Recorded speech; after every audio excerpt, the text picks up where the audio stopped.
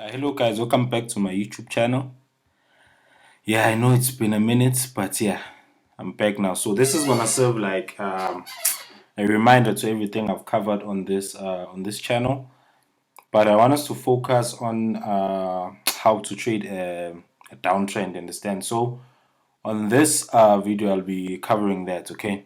So I was looking at NASDAQ yesterday, and then I thought it could be perfect for us to focus on um, how to trade a downtrend. Understand? So now, as covered on the previous videos, we start on our daily time frame, and then we do our thing.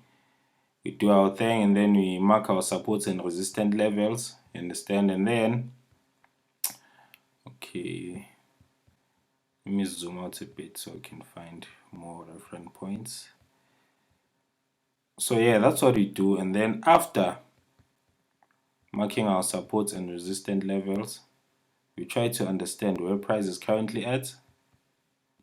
But also keep in mind that NASDAQ is driven a lot by, it moves a lot when New York session opens, and it's driven a lot by how the major companies are doing. Understand? So it's also important for you to check on the news what is happening. And the app I'd recommend for NASDAQ is Bloomberg, because Bloomberg covers everything. It will show you what's happening with the tech companies that are represented by NASDAQ. So after doing your supports and resistance levels, we see that the price is at major supports.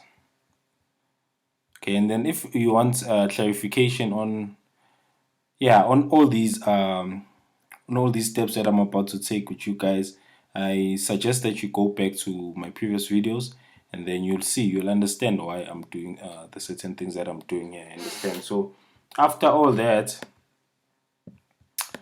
we can see that NASDAQ has been on a strong downtrend. Understand? So it's been on a strong downtrend. And then seeing here on the 4-hour time frame, you can notice that there is a minor support and resistance level there, and I think it's very important. So what I'm gonna do, I'm gonna mark it using a rectangular box. Let me do this to make it more accurate. So if you are doing analysis and you're ever in doubt, you don't know where to place your support or resistance levels, I really suggest that you turn everything to line charts, then to make it clear. So I've marked using this low here and this high here to mark this whole area. Understand? So yeah, after that, all right, can go back to our candlesticks. Okay, so I want us to remove this line as well for the sake of clarity. So looking at NASDAQ, we can see that it's been in a strong downtrend.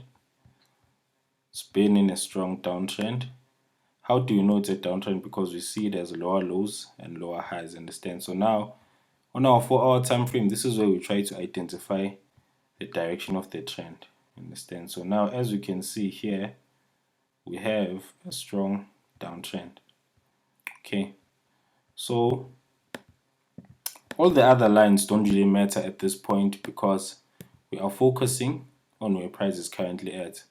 So I'm just gonna remove them, or maybe let me not remove this one. Just for the sake of clarity, I want us to keep it as clean as possible, because I feel like we have all the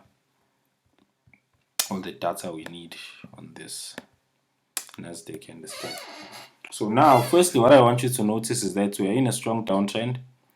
The daily time frame confirmed that we are in a strong resistance level. As you can see here, this rectangular box represents that resistance level. Understand? And you see that it was rejected once, and chances are it will be rejected again before it starts to drop and go all the way down. Understand? So if you checked my previous videos, I trade mainly support. I use mainly support and resistance, and then another aspect that is very important in my trading is the breakout theory. Understand? So you know that breakouts happen in 3 stages. Understand?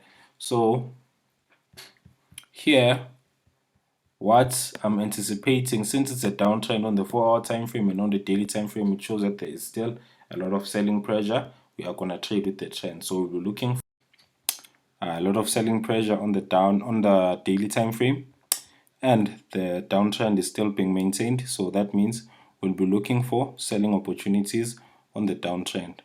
And then how do we know when we're gonna get an entry? We have a trend line opposite the direction of the trend, and then we'll anticipate for a breakout. So upon breakout, anticipate there will be a retest of the confluence area and then a drop to the downside. Understand? So this is my anticipated or expected move on NASDAQ, unless something else happens. Understand? Anything can happen with NASDAQ. So with that being said, is that you need to look out for the news and to be cautious when New York market opens. Understand? So now with this, we'll be having